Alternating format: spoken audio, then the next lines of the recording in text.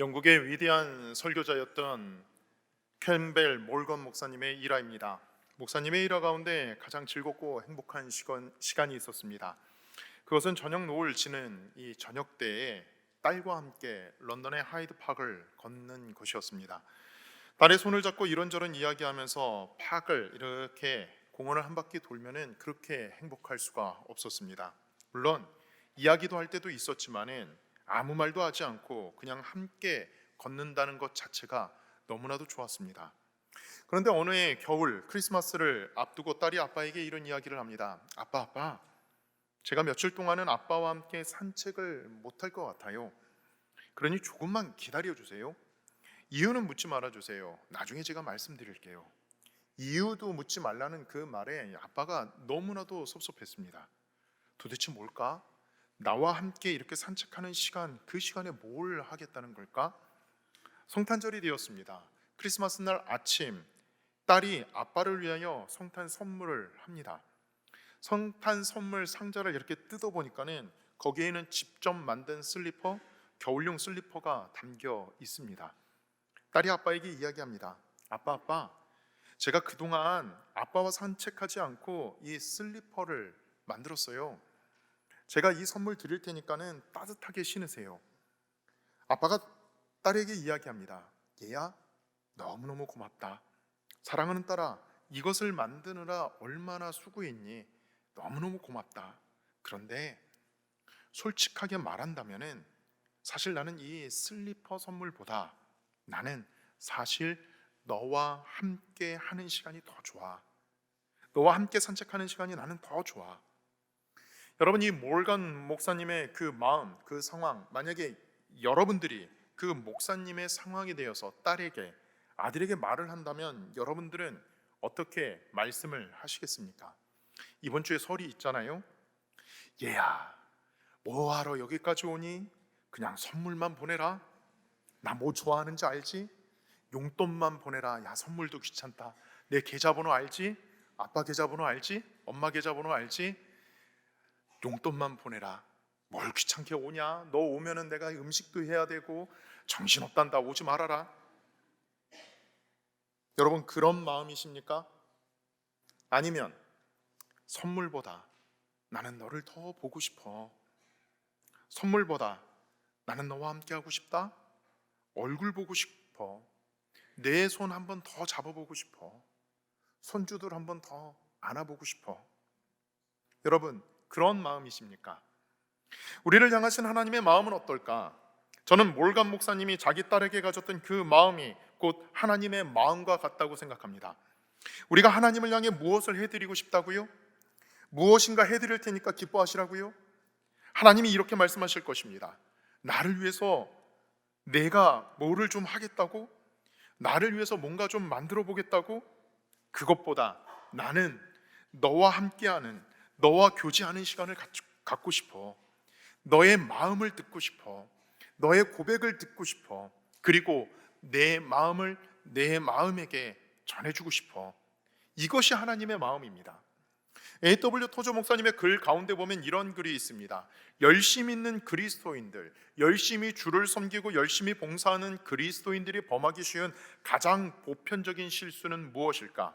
그것은 주님의 일을 한다고 하면서 너무나 바빠서 하나님과의 교제를 게을리하는 것, 이것이 하나님 앞에서 열심히 산다고, 열심히 봉사한다고 하는 그런 신앙인들이 범하는 가장 보편적인 실수다. 다른 분의 이야기가 아니라 제 자신의 이야기입니다.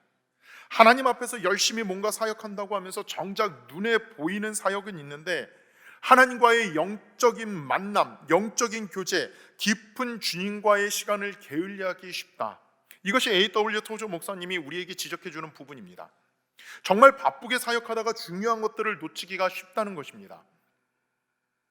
목사님은 글을 이렇게 이어갑니다. 이런 사람들, 즉 하나님과의 교제를 등한히 하는 사람들은 시간이 지나면 금방 탈진하게 되고 의욕도 상실하게 되고 시험에 빠지기 쉽다. 하나님의 사역을 열심히 하다가 주님과의 교제가 등한시되면 어느 순간 모든 에너지를 다 상실하게 된다는 것입니다. 주님과의 교제를 통하여 주님이 주시는 힘이 있습니다. 주님이 주시는 은혜가 있습니다. 주님이 주시는 능력이 있습니다. 우리에게 평안도 주시고 우리에게 담대함도 주시고 약속의 말씀을 통하여 소망도 주시고 하나님이 우리를 붙들어 주시고 이끌어 가시는 능력을 체험하면서 하나님 앞에 신앙생활을 해야 하는데, 하나님과의 교제가 없이 나의 사역, 나의 일을 감당하다가 어느 순간 그 모든 것들을 잃어버리기 쉽다는 것입니다. 여러분들은 하나님과의 교제의 시간을 갖고 계십니까? 하나님과의 교제의 시간, 그것은 무엇으로 나타납니까? 그것은 기도의 시간으로 나타납니다. 기도의 삶으로 나타납니다. 하나님과의 기도를 통하여 깊은 교제 가운데 하나님의 마음, 하나님의 능력을 품고 사는 것, 이것은 모든 그리스도인에게서는 필수 요소가 된다는 것입니다. 마가복음 1장의 말씀을 읽는 가운데 우리는 예수님의 기도의 모습을 봅니다. 예수님은 하루의 일과를 어떻게 시작하셨는가? 예수님은 기도로 시작하셨습니다. 예수님께서 기도하셨다. 또 기도하신 대로 그의 사역과 삶 가운데 하나님의 뜻 가운데 사셨다. 그것이 오늘 예수님이 우리에게 보여주신 신앙생활의 모범이 되고, 또 우리 기도 생활 가운데 이렇게 주님의 모습을 닮아가라고 우리에게 가르쳐 주시는 메시지입니다. 저는 오늘 우리가 읽은 성경 말씀 가운데 35절부터 39절의 말씀을 중심으로 함께 은혜를 나누고자 합니다. 오늘 말씀 가운데 먼저 35절의 말씀 한번 보실까요? 같이 봉독합니다. 35절입니다. 시작. 새벽 아직도 밝기 전에 예수께서 일어나 나아가 한적한 곳으로 가사 거기서 기도하시더니. 아멘. 오늘 기도하시는 예수님의 모습을 보면서 우리에게 주시는 몇 가지 메시지가 있습니다. 첫 번째 메시지는 예수님이 하나님의 아들로 이 땅에 오셔서 하나님의 뜻을 품고 하나님과 함께 사역을 하시지만은, 예수님은 언제나 하나님과의 교제, 하나님과의 만남, 그 기도의 열망을 갖고 사셨다는 것입니다. 기도의 자리를 사모하셨습니다. 기도에 갈망이 있었고 기도의 열정을 가지고 주님이 사역하셨다는 것. 여러분, 우리가 마가복음 1장을 읽어보시면은요, 이 새벽 전날은 어떠한 날입니까? 예수님이 기도하신 이 새벽 전날, 바로 안식일이었습니다. 안식일에 가버나움의 회당에 가서 예수님께서 말씀을 가르치십니다. 말씀을 증언하십니다. 그런데 그 가르치는 회당 가운데 누가 있었습니까? 귀신 들려서 병들어 있는 사람이 있었습니다. 그 사람에게 안수하여 기도하시면서 고쳐주셨습니다. 이제 회당에서 나와서 베드로의 집에 갑니다. 베드로의 장모님이 열병으로 알아 누워 있습니다. 베드로의 장모님의 손을 붙잡고 이렇게 세워주시죠. 이제 안식일 날 저녁, 사람들이 소식을 듣고 베드로의 집에 몰려듭니다. 많은 사람들이 병든 자들을 데리고 옵니다. 귀신 들린 사람, 병든 사람, 마음이 아픈 사람들, 예수님이 그들을 치유하시면서 사역하셨습니다. 그리고 그 다음날 새벽입니다. 아마 그 전날 밤까지 예수님은 치유하시는 일에 분주하셨을 것입니다. 그 다음날 새벽, 아직 밝기도 전에 예수님께서 어떻게 하셨다고요? 기도의 자리를 찾아 나가셨다는 거예요. 여러분, 우리가 왜 기도하지 못합니까? 종종 우리는 너무너무 바빠요. 너무너무 바빠요. 또 너무너무 피곤해요. 너무너무 많은 일 때문에 내 몸이 지쳤습니다. 바쁘다는 이유 때문에, 피곤하다는 이유 때문에, 또 내가 지금 다른 것 할 일이 많다는 이유 때문에 우리는 가지고 있는 스케줄 가운데 이렇게 제외시키는 것이 있습니다. 그 중에 제일 먼저 제외되는 것이 무엇입니까? 기도 생활입니다. 바빠서 기도할 시간 없어요. 너무 몸이 피곤해서 기도할 수 없어요. 할 일이 너무 많아서 기도할 수 없어요. 그런데 예수님을 보십시오. 예수님은 그 전날 그렇게 분주하게 안식일을 보내셨음에도 불구하고 피곤한 몸을 이끄시고 그 다음날 이른 아침에 기도의 자리를 찾으셨다는 것입니다. 기도의 열망. 그건 예수님이니까요. 예수님이니까 그렇지. 우리는 상황이 다르잖아요.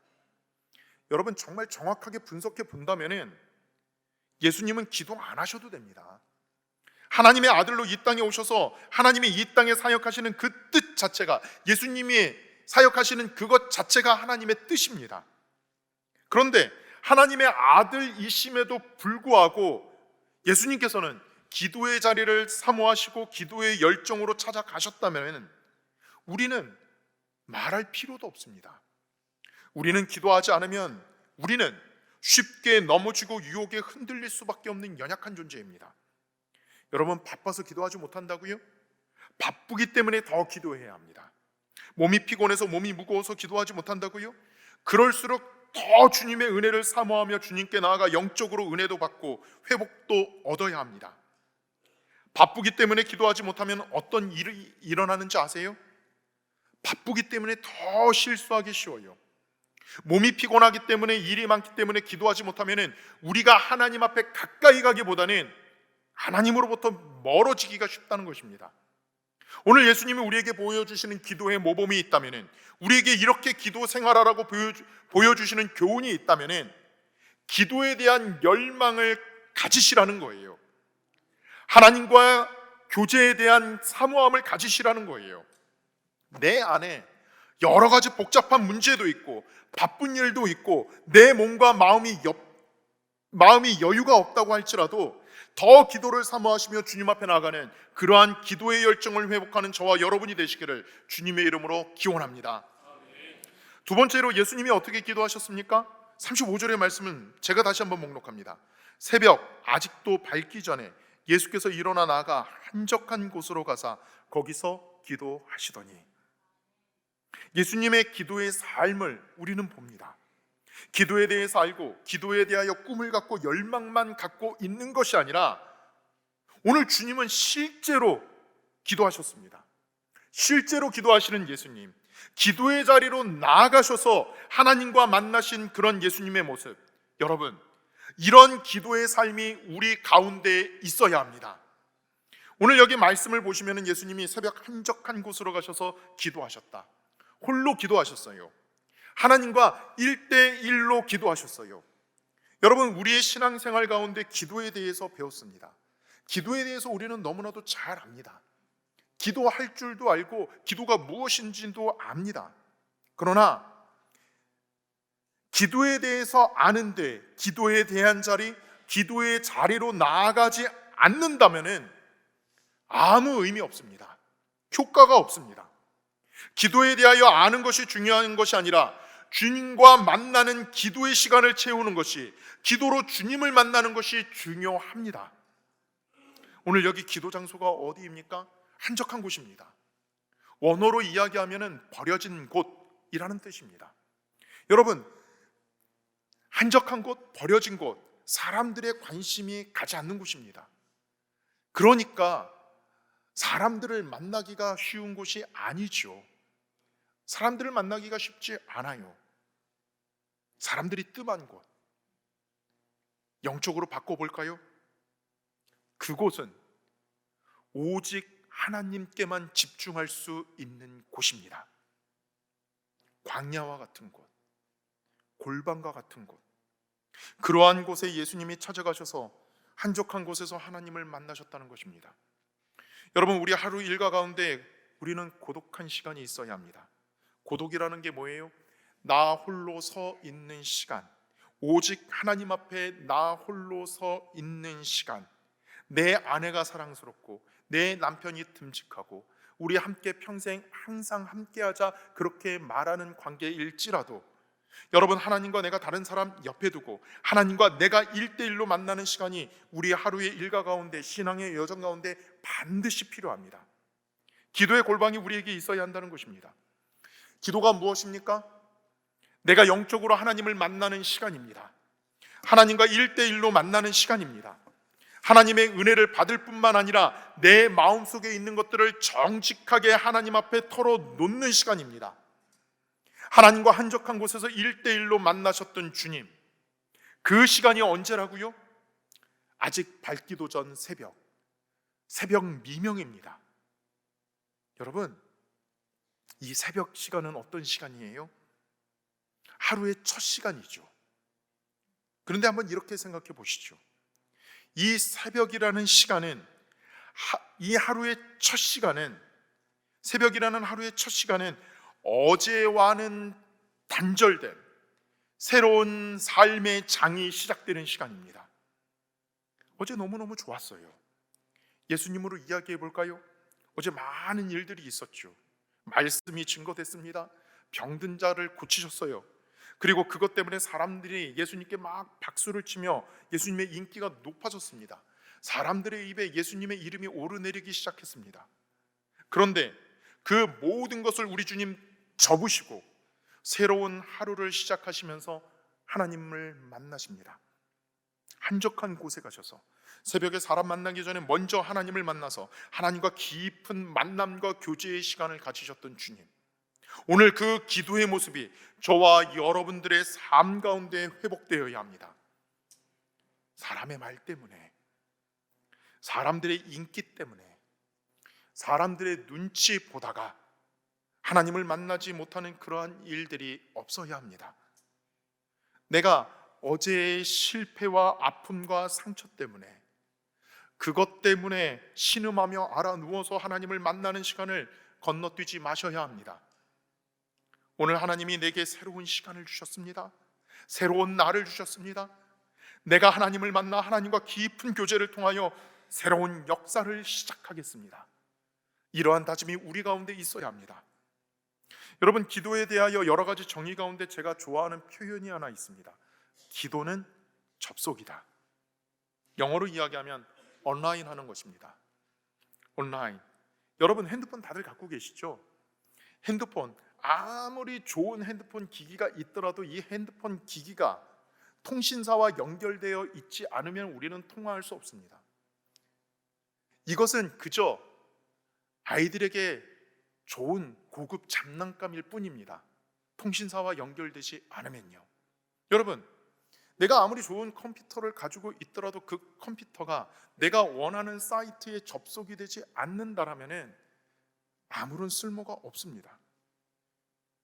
기도는 무엇인가 하면은 하나님과 온라인 되는 것입니다. 하나님과 접속하는 것이고 하나님과 연결되는 것입니다. 하나님 앞에 내 마음 모든 것들을 털어놓고 1대1로 하나님, 내 마음 아시죠? 하나님, 내 삶 아시죠? 내 고민 아시죠? 내 아픔 아시죠? 내 모든 것들을 털어놓을 뿐만 아니라 하나님이 부어주시는 은총 가운데 회복되고 치유되고 능력 얻고 새 힘을 얻는 것, 이것이 기도입니다. 여러분, 우리가 하나님과 연결될 때, 하나님과 접속이 될 때, 기도를 통하여 하나님과의 만남과 교제를 통하여 하나님이 부어주시는 은혜가 있습니다. 능력도 주시고 치유의 역사도 주시고 말씀도 주시고 하나님이 내게 세상에 보지 못하는 것들을 보게 하시고 크고 비밀한 일들을 부어주시고 보여주시고 붙들어 주시는 그러한 은총을 우리는 기도를 통하여 체험하게 됩니다.